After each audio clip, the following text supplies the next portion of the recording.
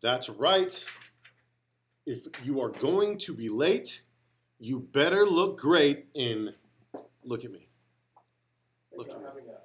I'm looking good this morning. It's a handsome day today. It's a handsome day in the office. We're looking good here. And right now, if you guys could tone it down just a little bit, we're teaching. We have day 20 of real estate school. If you are just getting in now, that's completely 100% okay. It is your day one. It's a good place to start. Today, we're going to jump into handling multiple offers, the third great migration in the real estate boom. We're going to dive into my blog that I wrote on Lab Coat Agents and discuss that a little bit. We've got, I think, 10 tips or so that we're going to be discussing. And then we're going to have a Socratic discussion about what's more important, systems and procedures or personal relationships. And so if you're just joining us, I'm happy that you're here. Happy Friday. Happy Friday indeed. Like I said, we're running a few minutes behind. I apologize, Zoom family, for not getting it up and running in time. But like I said, I didn't want to feel fat all day, so I just had to try on a couple of different things. You know what I mean? I was having a little bit of a fat day. You know, I couldn't find the right belt, so I had to wear suspenders. And believe it or not, things worked out very nicely for me today. Who else is looking good this Friday? Who else is looking good? Amy Serpa says she always looks good. Mom, how you doing up there? Having a fat day also. Hey, you know what? That's okay. We can have fat days. We were talking yesterday in the office. Lika tapped me on the stomach. I was going to say the gut, but tapped me on the stomach. Good morning, Andres. I'll go ahead and I'll start the Spanish interpretation. Good morning. Good morning. Tapped me on my stomach and he said, "You know, you could join us at the gym." And I said, "Oh, hold up, hold up, hold up. I am thick, Serpa. I am feeling handsome no matter what. I'm 35 years old. I'm going to be 36 at the end of this month. And there's only one person that has to really enjoy the way that I look." And she's wiped up. She loves me. She loves thick Serpa. So I'm back in my fat clothes. I'm feeling good. It's Friday. I got some great advice. Shouldn't call them fat clothes. I should call them thick clothes. My love clothes. More love. More Serpa to love. We've got a great Friday. We're going to jump into this blog, which, of course, I didn't even figure out how to screen share the way that I wanted to until a few days ago. So this class is constantly developing, which is great. We're going to have a Socratic discussion. We're going to talk about what's more important, systems and procedures or personal relationships. So what I'm going to do right now is I'm going to jump into our screen share and hope that this goes the right way. All right, here we go. Pa, pa, pa, pa, pa. Dun, dun, dun, dun. Here we go. All right. Okay, and so this is the lab coat. Oh no, I just realized the fact that only the people on Zoom are going to be able to see this, I think. Let me see how this works out. Okay, here we go. We're figuring it out on the fly. The other day with the high school class, I didn't have to broadcast it out via Ecamm and Facebook, and so I wasn't too worried about it. But what we'll do is I'm going to go ahead and share my screen right now. Here we go. There it is. And you guys are going to have to tell me if you can see this. On Zoom, you guys can see it? Okay, hold up. All right, so you guys got the handling multiple offers on Zoom. Okay, all right, so we're talking about handling multiple offers, the third great migration, and let's see here. I actually don't think that, all right. I think that it's actually not coming through on Facebook though.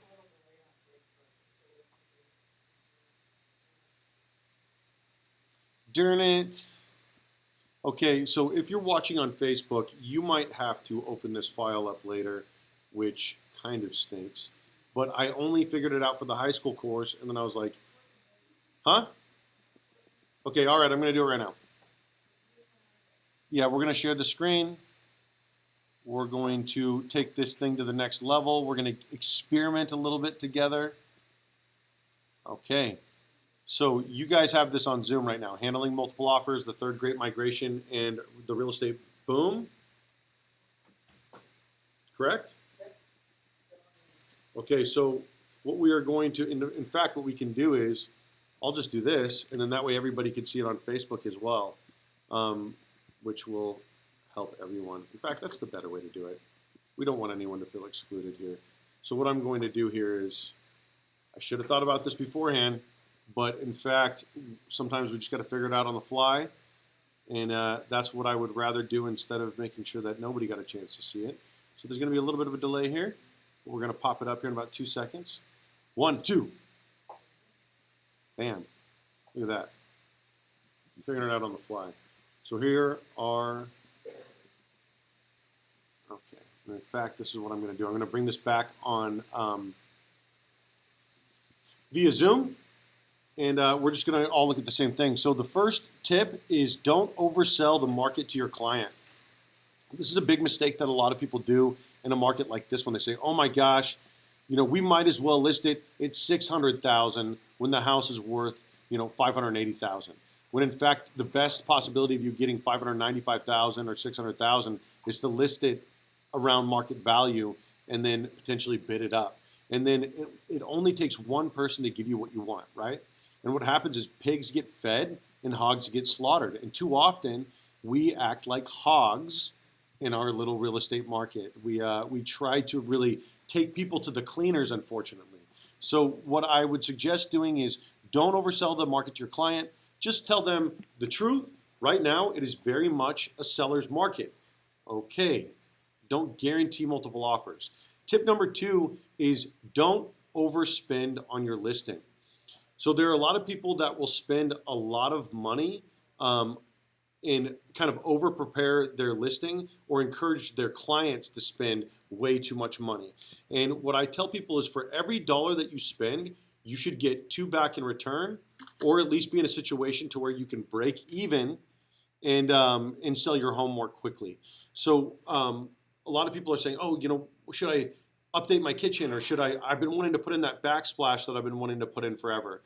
This is not necessarily the market to be spending a lot of extra money on your home in order to get it on the market. In fact, a lot of people that I'm meeting with are leaving the state. A lot of people that I'm talking with are in a situation where they're wanting to get more out of their home currently. So leave the home to your next buyer, understand that that's a resale, and then focus on your purchase, because the listing side is going to be easy. The purchase side is going to be a little bit more difficult. Tip number 3 is list on the right day. People, and actually I applaud the MLS for doing this. There's this new coming soon portion, which is great. You get an opportunity to market your listings coming soon. Everyone gets an opportunity to at least see that they're coming available, but list on the right day, right? So if you have your house hit on a Monday or a Tuesday or a Wednesday, what happens naturally is people tend to, in this market especially, they want to put in that offer on day 1. What can I do to get my offer accepted, right? And sometimes people pay $25,000, $60,000 over asking. I've heard of people losing out when they spent $75,000 over asking. So what you do is you say, hey, listen, we're going to list the house on Thursday. We're going to start showings on Saturday. We're going to do showings and time blocks on Saturday and Sunday. We'll be reviewing offers on Monday. We'll send out a multiple counter offer if necessary, right? And then that way everyone gets an opportunity to see the home. And that's what we're getting into with section number 4. Too often in a market like this, and I completely understand that, like I said, pigs get fed and hogs get slaughtered, but it's okay for the house to be on the market for 3 or 4 days, right? Accepting a cash offer on day 1 often leads me to wonder what is being left on the table, right? What sort of success might a house see on the open market? So don't accept the first offer, like I said, which comes into your inbox. Give your sellers a chance to make that decision. You can tell them, hey, listen, we got our first offer and it's solid or it is whatever. I want to give you the opportunity to accept it. Of course, I like to review these offers as they come in. And then if it's a bunch of offers coming in all at once, I'll say, hey, listen, I'm going to call you Friday night. We'll review the offers then. And then I'll call you Saturday night. We'll review those offers. And then that way we're reviewing the offers with our clients as they come in, which legally you're supposed to be doing anyway. And then, that gives them an opportunity, like I said, to, if they get what they want and they're excited with it, they're excited with the terms, they get an opportunity to move on. You get an opportunity to get paid. They get paid. Everyone is happy. And it really, you can't end up begrudging yourself locking it up in 3 or 4 days. That being said, like I said, if you're selling the house on day one in the market, it leads me to wonder what may have been left on the table. All right, is this the next one? This is the next one. Here we go. Bang, bang, bang, bang, bang. So like I said, schedule those showings in time blocks. Like I said, we listed a house on Friday, had over 30 showings, 12 offers came in. People started waiving their appraisal contingency to Monday, waiving their appraisal contingency. You can do all of these different things while cooperating with COVID-19 guidelines and then blocking these in time blocks instead of, saying, oh yeah, but at the end of the day, people have to understand, especially buyers, that you may end up being in a line anyway, because it's very hard to schedule showings in 15-minute time blocks and then have people cooperate, which is why I encourage sellers, hey, listen, if you guys can step out between this time and this time, 10 o'clock and 4 o'clock, 10 o'clock and 2 o'clock, 10 o'clock and 6 o'clock, then that gives us an opportunity to really get all of those showings in and then just let everyone know that we will be stopping showings at 6 p.m. Okay. Number 6, don't prioritize dual agency. In this market, you're going to get offers to represent buyers directly, and there's a lot of buyers that understand that the best opportunity that they have is to contact an agent directly. And so this is a situation where you often end up getting opportunities at dual agency. That being said, you have to understand what is in the best interest of your seller.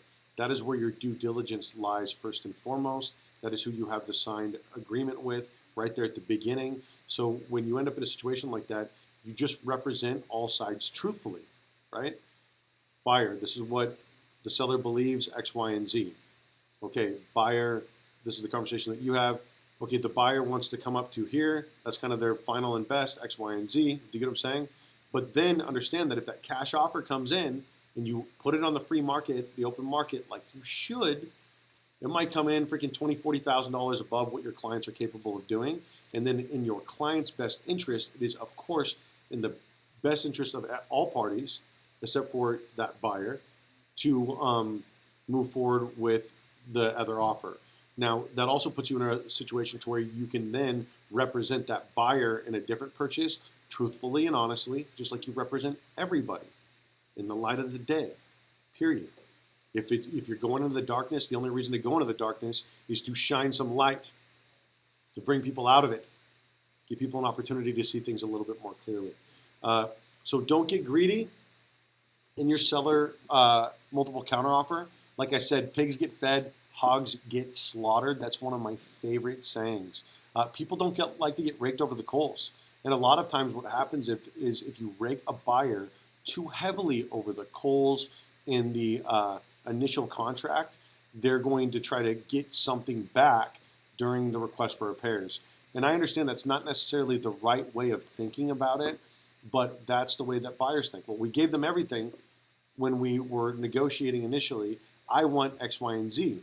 And then you end up in a situation to where you're having to explain that the request for repairs is typically for health and safety related issues. And so, of course, I don't begrudge anyone for writing up the request for repairs that they want to write. And I'm going to write it because it's my job. But at the end of the day, I have to advise my clients in what's going to probably happen in the market. And what will happen is, they may end up walking away, right? On the flip side, like I said, pigs get fed and hogs get slaughtered. Buyers will walk away too. So there's always a situation where you could push something too far, push someone to their limit. Understand there's a human being on the other side of every transaction, and then act accordingly. So if anybody, like I said, has anything to chime in on, whether on Facebook or on Zoom, feel free to do that. Unmute your mic. I'm happy to hear from you. Now, number 8, you don't need to take every single phone call. Now, there's a lot of agents that are getting very frustrated because the agents that they have friendships with or past relationships with aren't necessarily picking up their phone. But I understand that those agents are also getting inundated with phone calls, inundated with text messages, because the market is so extraordinarily competitive right now. So don't be afraid to put that phone on Do Not Disturb for a few hours, eat dinner with your family, take a day off. I say it all the time, even God rested on the 7th day. It's okay to take some time off. It's okay to take a break. Just set the expectation for when you're going to be getting back to those phone calls so that everyone knows. Because like I said, people don't like to be raked over the coals. Okay, the next one is number 9 here. I'm going to pull that up. Glad we were able to get this figured out on the fly. Okay. Like I said, you don't need to take every phone call. Despite what I've read in some of the Lab Code Agent threads, it's completely okay to miss a phone call. It's even okay to not return some phone calls. You have to get into a situation in real estate when it's busy to where you're triaging.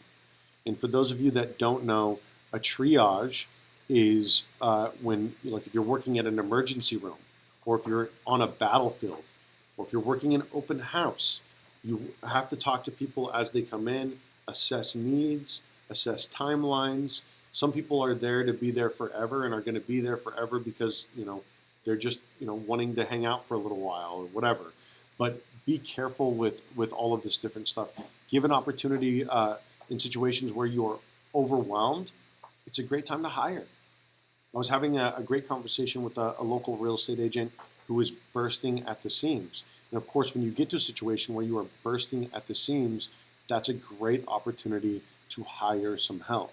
Now, what people are worried about is giving away too much of their commission, giving away too much of their opportunity, but it's really a great chance to start training people if you have the time and if that's where your heart's at.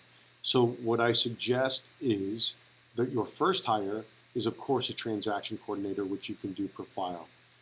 Your second hire in a market like this is going to be a licensed operations manager or administrative assistant who can help you to oversee the flow in your business. ISFJs, when you're developing a perfect team, if you look up Myers-Briggs test and how to build a perfect team, the ISFJ is typically the person that is going to hold a group together and support it administratively. The next hires are going to typically be your buyer's agents or your showing assistants. At this point in this market, there are a lot of different people looking to hire a showing assistant versus hiring a buyer's agent. The responsibilities are a little bit different. A buyer's agent comes in and they have to write contracts. They really have a due diligence. They're showing up for the clients versus a showing assistant who gets paid a little bit less and their responsibilities are not as much. They're not going to be writing contracts. And in fact, they're probably not going to be negotiating either. That's going to go back to the agent. So there's a lot of different ways to hire and empower people in your business, which will in turn give you an opportunity to empower them. And I strongly suggest TC, administrative assistant, buyer's agent, or showing assistant, depending on where you're at. And then of course, the last thing that you want to take off of your plate is the listings, because you list to last, as we say, and you are seeing evidence right now. Lillian said, I'm curious, since homes are coming in with multiple offers, is it possible to hold the second best offer as a backup should the buyer not be able to perform? That's a great question. You absolutely can. And in fact, there are a lot of situations that we're seeing where people are not performing, unfortunately. And that's not, a lot of times it's not even their fault. It's just kind of the market that we're in. When you end up in a market like this, there's a lot of people that are trying to promise things that they can't deliver on, or promise things that they hope that they're going to be able to deliver on so that they don't miss out on the client so that they don't feel like they underserved the agent. And so if you feel like you're missing out, you can absolutely submit that backup offer. You can also call the agent and ask them if they would keep you on. Hey, listen, I totally understand. You got to accept the offer that's right for your clients. And then you could say, if you don't mind me asking, what did you guys get for it? And they're probably not going to tell you. And then, and I totally respect if they don't tell you, because that's the right thing to do. But then what you could do is you could submit them an offer. Say, I really want to submit a solid backup offer. Would 475 do it? Would 480 do it? Right? And then they're going to say, yeah, that would probably do it. And then you at least gives you an opportunity to double back with your clients and say, hey, we missed out. That being said, I talked to the agent. If anything happens, we could put ourselves in a solid situation to submit a great backup offer. And they said that they would accept it at 480. And at that point, your clients are either going to say, whoa, 480? The house is listed at 450. Are you kidding me? And then you say, I know the market's crazy, but we're going to find the right house for you. We just have to be patient right now. Or they're going to say, okay, let's write it up. And then, of course, you have to understand whether or not they're in a situation where they can afford to do that, right? So if they're in a VA, FHA, conventional financing, they're only going to be in a situation to where it will appraise for so much. And let's say the house will only appraise for 450. Well, then they're going to be in a situation to where they're essentially saying that they're going to bring $30,000 in cash to the table in order to close, or be willing to restructure that deal that makes it so that above and beyond the appraised value, they're going to be willing to part with that money regardless. If that makes sense, and I understand that when people ask me what time it is, I tend to build them a watch, and so I hope that made sense to you, my friend. Tip number 9, and this is a big one that tends to get lost in real estate, is be kind. Understand everybody is just trying to do the best that they can to represent their clients, represent themselves, represent whoever in the transaction. And so, just have a little bit of compassion, a little bit of sympathy for people. Understand that there are a lot of buyers that at this point have missed out on 25 offers, 30 offers. There are people who are like, oh man, I missed out on 2 offers. My clients are devastated. I'm like, I'll see you in the trenches, homie. I will see you right there, because I've been there. I am there currently. And there are a lot of different things which we discussed on the last class, which you can do to get that offer accepted. If you need to help your clients out when they're not necessarily in a cash-rich situation, you could play with the timeline a little bit, right? We talked about the importance of doing a rent back, okay? All right, and other things, of course. So again, human beings are on the other side of the transaction. I appreciate the feedback, my friend. That was great. We have restructured all of these classes. I'm no longer going to be teaching by reading from the book. I had some great feedback from a high school instructor who encouraged me to take it off the page a little bit. And so that's what we're doing to encourage that we're giving people as much value as possible. So here's number 10. Don't drag people through the mud. So once you get that first offer, the very first one, what I like to do is I like to call every single agent who is scheduled to see the home or who has seen the home and say, hey, how are you? Great, fantastic. How was your showing? Oh, okay, good. Or, hey, I understand that your showing hasn't even happened yet. I just wanted to give you a courtesy call to let you understand, to help you understand that we did already receive that first offer. I will be reviewing it with my clients this evening, or I did review it with my clients already, and they've asked me to wait until tomorrow night at 7 o'clock. That way everybody could get a chance to see the home, but we did already receive our first offer. What that does is it gives them a courtesy call to allow them an opportunity to not miss out on the house. When you think about it from the buyer's perspective, a lot of people just want to know, oh man, I wish I would have known. I would have written it up. That was my dream house, right? And so if you give people an opportunity, that courtesy call, hey, this is David Serpa, it's a courtesy call. I know that you're scheduled to see my home on XYZ Fantastic Street coming on the market, but we already received our first offer. I just want to let you know that we're going to be reviewing all offers tomorrow night at 7 o'clock to give you guys an opportunity to see the house. I appreciate you guys showing, and I know that the market's crazy right now. Did you guys have any questions for me? Okay, good luck with your showing. Click, and then that way they appreciate it. Your seller appreciates it because they know that you're doing your best to get them the highest and best offer, the best opportunity, et cetera and so forth. Okay, so I hope that you guys enjoyed that part. At this point, we're going to get into our Socratic discussion. I'm going to encourage you all to participate. That was handling multiple offers, the third great migration, and the real estate boom. I dove into the market a little bit more extensively in my lab coat article. Like I said, I tend to be a little bit long-winded, so I decided I would give you guys the Cliff Note version. Okay, we've figured out the bugs so far today, family. We're doing all right. We had a little bit of a hiccup there in the beginning, but we are rocking and rolling right now. I'm going to now switch into Socratic discussion mode. Here we go. Of course, I have all these different class notes, so I've got to scan through all of this stuff. Here we go. What's more important? Systems and procedures or personal relationships? Let me go ahead and check in with you on Zoom to see if anybody would like to unmute their mic. We talked a little bit about systems and procedures earlier this week. We also talked about personal relationships.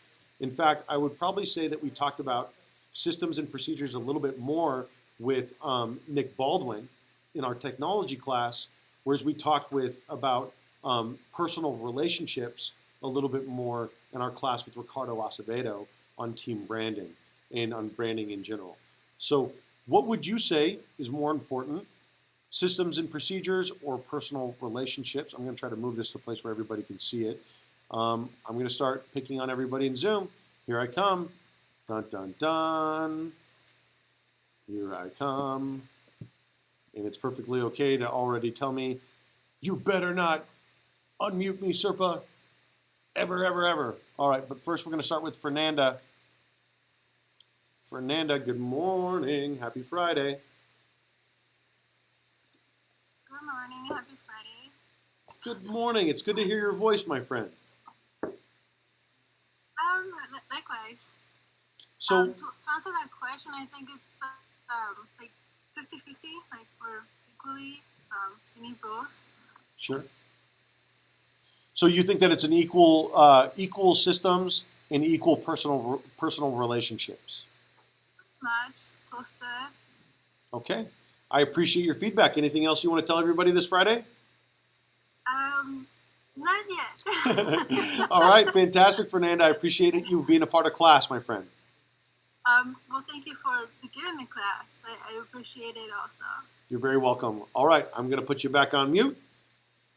I'm going to go to Daniela because I think Arthur told me last week that he didn't want to speak with me, and I totally understand. But right now, like I said, I want to bat 1,000 in the beginning. So we're frontlining this. What is it? Stacking the front of the lineup. Daniela, good morning, my friend.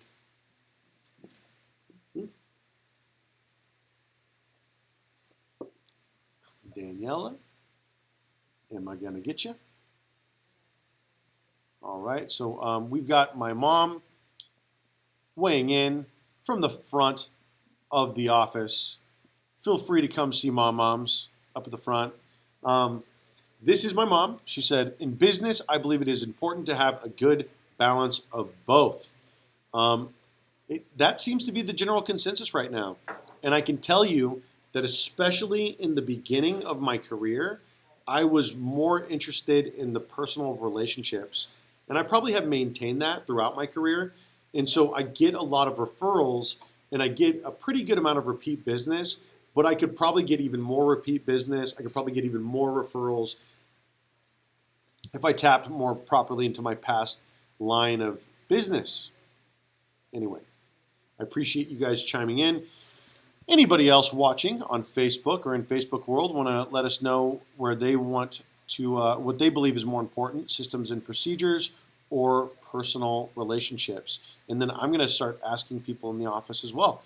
So Here we go. Fernanda chimed in. She said 50-50. Daniela is working on breakfast for my son. Family, I see you. A little bit late this morning. My daughter barfed. Respect. Had to give the poof some extra kisses before I headed out the door. You know, there are these things that are important. And of course, like I said, if you're going to be late, you better look great. And bam. Am I right? Okay. So respect, family. I appreciate you, and your son appreciates you. Hopefully, if he doesn't, he will eventually for making breakfast. Okay. What is more important, systems and procedures or personal relationships? At this point, I think what I'm going to do is I'm going to start wrangling people in the office. Mom already chimed in.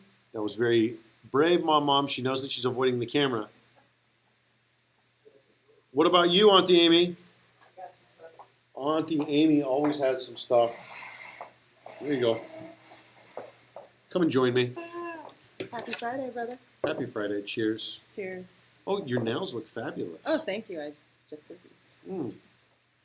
I like to Nice color. multitask. Thank you. Yeah, I'm feeling a little fierce with the blue today. I would say that is, what is that? Is that It's like aquamarine? it's like turquoise. Turquoise? You know. Aquamarine is a good color. I would call it aquamarine. Let's see what that sounds fancier. To Tribute aquamarine. to aquamarine, my friend. Okay. All right. So, Amy, what's more important to you? Oh, and Mom says that we were right. We called her out. We said she doesn't want to get on the camera, so she chimed in immediately. Smart. She's scheming around these little games. All right. So, what's more important to you? Systems and procedures or personal relationships? Without a doubt, personal relationships. And I say that because you can have all the systems and procedures in the world, but if you don't have people to plug those into, you don't have the business, right? Mm-hmm. And there's another quote that I want to throw at you guys. Go ahead. I'm going to take a bite of my cheese Danish. Take a bite and just enjoy that. So absorb this quote, people. And it is, people might forget what you have done for them, but they will never forget the way you made them feel. Maya Angelou? I actually don't know who that's from. I have so many quotes up here that I forget who's them. I want to get that fact checked. I feel like that might be Maya I will go Angelou. look for it. Maybe I'll post it up in the comments. Okay, personal relationships for Amy Personal Serpa. relationships. Happy Friday, y'all. Now you have to listen to me eat. That probably was a bad decision. That was a big bite of cheese Danish. Hey, Christian. Hey, Christian Tikas. JP Wright, would you guys like to chime in one at a time and tell me what you think is more important? Personal relationships or systems and procedures? Which is more important? Personal relationships by far. And he didn't hear Amy. You want to park your seat next to me, sir? Yeah, sure. I'm always so happy to walk into the office and see you, my friend. Yes, me too. Okay. So personal relationships by far, I think outweigh anything. Yeah. Because through those relationships, systems happen. So I Mm. think the core of it is, we're relational beings. Mhm. We were created in that manner, That's right. that we are to do life together, not alone. So, if you look at even the caveman, right? Mhm. There was one guy that just figured out, hey, we can spark that and make fire, Mhm. right? Sure. And another one probably helped them with it because Mhm. they were cold. Yep, There was sure. a need, right? Absolutely. So it's just like, it's that process of understanding, hey, there's a problem, let's solve it.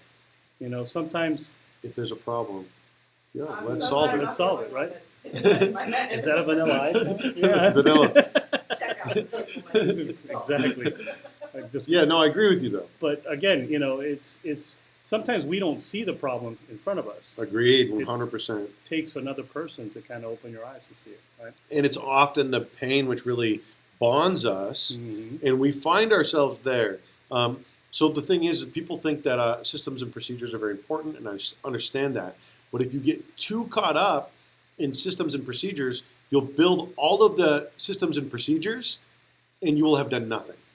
You will have done nothing. And there are a lot of people that, especially people who are very heady, like myself, that tend to just build, and then we don't like to necessarily like go out there in the world because Right. we enjoy the system so much that it's hard to get out around people. I mean, look at it this way. My son, right? My son and I love to build Legos. Yeah. Whenever a new Lego comes, right? Sure. And I feel bad because I should have spent more time with my oldest son, teaching him how to do it. Mm. He kind of figured things out on his own, right? But with, my other son, it's a project we work together, right? Mhm. Because we both get to play with it afterwards. Yeah, and I think that there's such a good part of this, which is work as play. Yeah. Right. Like, so I brought my kids along for what you had going on Saturday. Which you Yes. have going on again on this Saturday, and Absolutely. and that was something that they really enjoyed, which is just kind of going out and helping to clean up the community of Hemet. Mhm. And I'm grateful to be in support of you last weekend. Are you going to be out there again tomorrow? Yes. Okay. People, right? Nonstop right now. Yep. So, I mean, and more people are going to jump on the whole thing, so it takes people. And I believe that that's how we solve problems is really through relationships. I'm going to talk with you about one more thing really quick before you go, if you Sure. don't mind. We've got a couple extra minutes. There's sort of this mentality right now with this third great migration, which I'm talking about a lot online, where people are saying, oh, great, this is going to be the next LA, Mm-hmm. or, oh, don't California my Texas, or whatever. At what point did we just be like this with people? I heard on a CBS article, and then a real estate agent posted again recently. He said that when people move to Idaho, they have to change their California plates Mhm. really quickly, or they're going to get into a situation where people are getting, yelling things at them on the freeway. Right. And I'm like, is that really who we are? Because if we're in a situation where Mhm. all of us condensed in together is really where we're going, Right. then these denser populations in these denser cities, I saw it again with French Valley. Mhm. We've got some high density housing coming in, and I was like, okay, great, welcome neighbors, Right. fantastic, more people. Exactly. Anyway, I don't even know if there's a question there. Well, I see it because people look at the problem and they might be disgusted with it, right?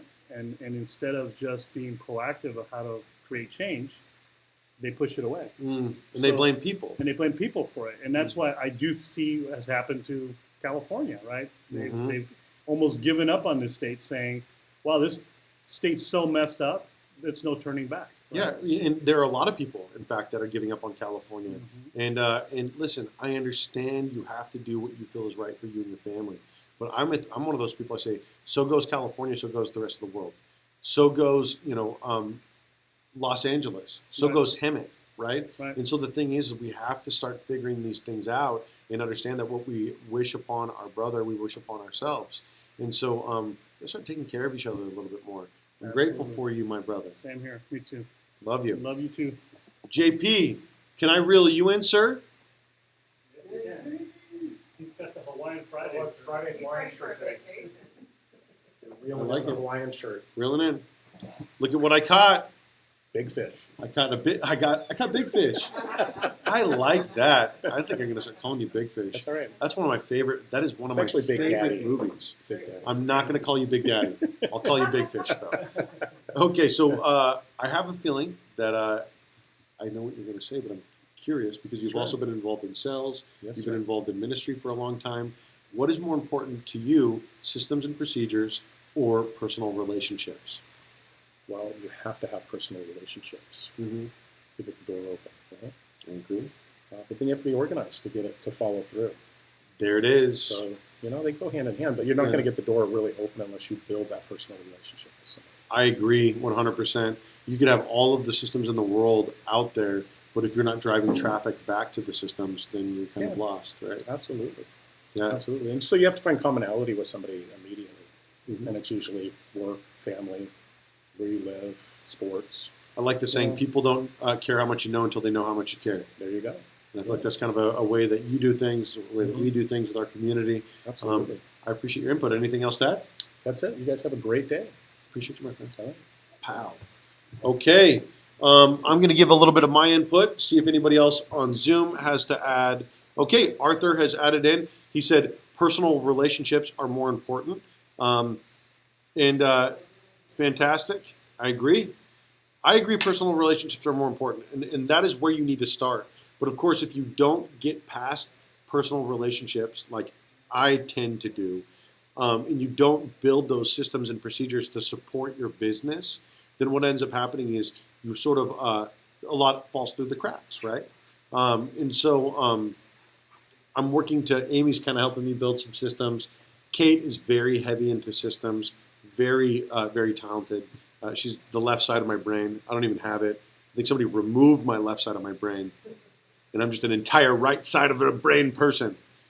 So anyway, I believe that people are our most valuable and most underutilized resource on the planet. That's what I believe. People are our most valuable and most underutilized resource on the planet. That's why when I was building the Homes team, or David Serpa and the Homes team, I was always people heavy, because you can find talent and then train skill. You could find good people and then help them become great agents. But if you are leading with systems, what you'll find is that people become product, right? And then, people tend to become a bottom line. One of the things that I loved that Ricardo Acevedo said was that he's served 4,000 families. And I thought, well, that's a pretty awesome way to think about it. Now, of course, I have about a tenth of what that man has going on. I've served about 400 families, but I was thinking 400 homes sold. I've sold 400 homes, instead of thinking we have served 400 families, and that's pretty impactful. Anyway, this is our community real estate school. We learn something more, I think, every day. I certainly learn something more. I'm grateful to be a part of this adventure. It is making me a better teacher. It's making me a better leader in the office. It's opening some of my horizons, broadening my viewpoints. I believe you're always being led and you're always leading, right? And so when you're looking around at our community, everything that I developed is around filling the space with people. It's around people using systems instead of systems using people. This isn't really a super tech heavy office. It's about people and community creating the infrastructure versus building infrastructure and then adding in people later once the infrastructure is perfect. Anyway, you get to love your business or you get to control your business. I am in love with my business. I'm in love with my life. In love with my wife. Very grateful right now.